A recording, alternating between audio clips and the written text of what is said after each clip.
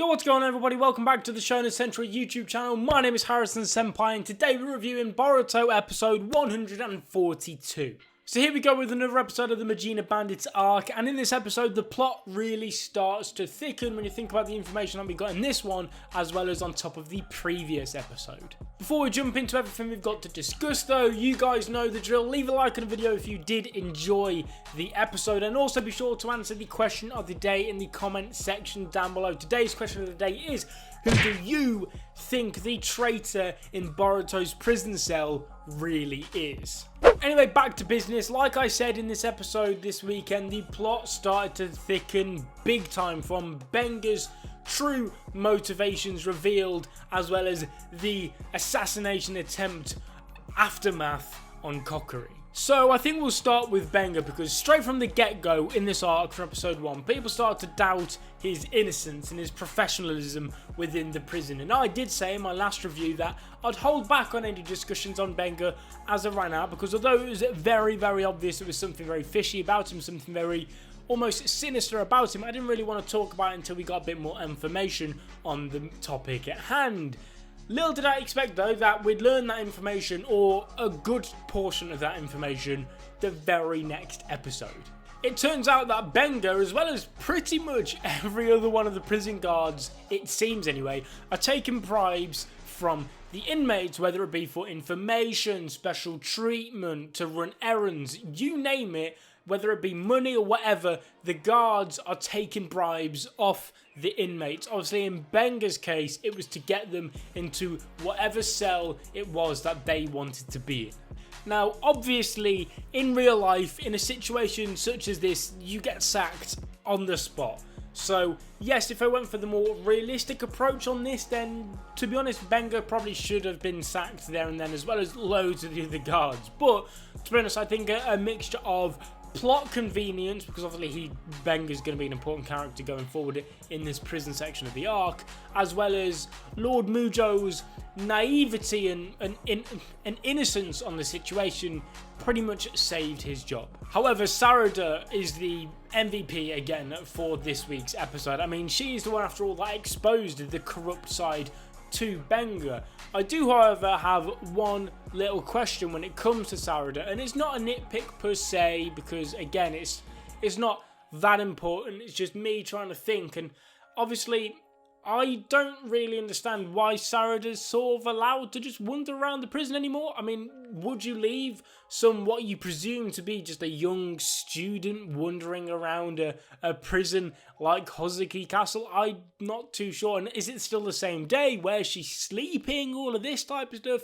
I'm not too sure really what's going on in Sarada's situation. She's sort of just been allowed to roam around freely, it seems. I'm guessing Lord Mujo has probably played a part in that. It's just maybe explain and expand on why she is still allowed to roam freely around the prison, because obviously before she had to roam around with Benga as he showed her around in the last episode. One thing though that Sarada nor anybody has able to expose yet is the other corrupt scheme that Benga has currently got going on. This time he's worked with Tsukio and taken a bribe. This time, however, it seems to get Tsukio presumably killed. Anyway, on to the other things that we learned in today's episode. More fairly accurate prison life portrayal with Boruto having to run an errand in order to get the information that he wanted. Obviously, it was upped quite a bit to fit in with the fantasy aspect of this show by getting Boruto to infiltrate the lighthouse in order to get the information that he wanted. And for me at least, the scene of having Boruto try and get the light bulb from the lighthouse was by far, at least in my opinion, the best part of the entire episode. Because I think it's the first time in a while really where I've been watching the anime and actually been on the edge of my seat. I felt tension. I've never really known what it is that Boruto's going to do to get out of the situation he's in.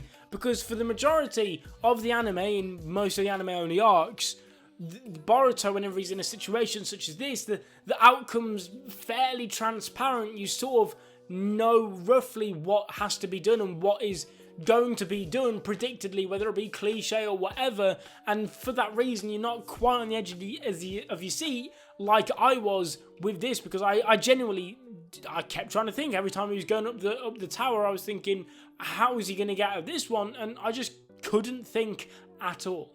Having Boruto quickly use the lightning style on the puddle of water to obviously then light up the light bulb to blind everybody and escape was a really, really smart thing to do. And it shows that smart, quick thinking, intellect part of Boruto's character, which we've seen time and time again.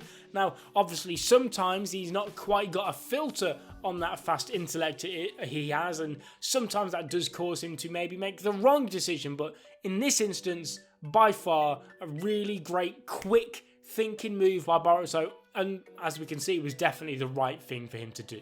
Anyway, on to the latest big plot twist in the story, and that being the latest reveal that there is a potential traitor within Boruto's cell. Now, I don't know the names of these guys, but what I do know is that we've got red-haired dude, big flower-loving dude, and sleazy, greedy dude.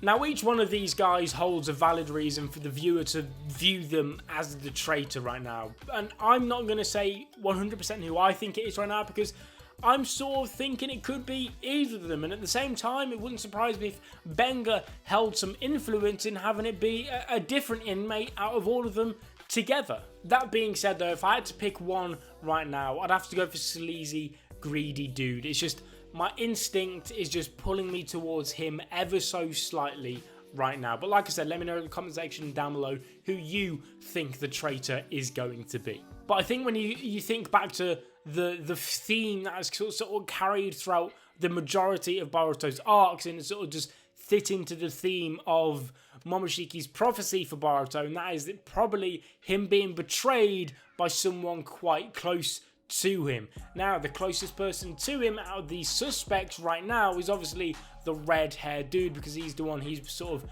gotten closest to. So at the same time, part of me also leans towards him. But I think we're going to wrap that review up there. Like I said, make sure to leave a like on video, subscribe if you're not ready to become a member of the Senpai Squad. Leave your thoughts and opinions in the comment section down below, as well as your answer to the question of the day. I'll be seeing you guys in another video very soon. But as always, peace.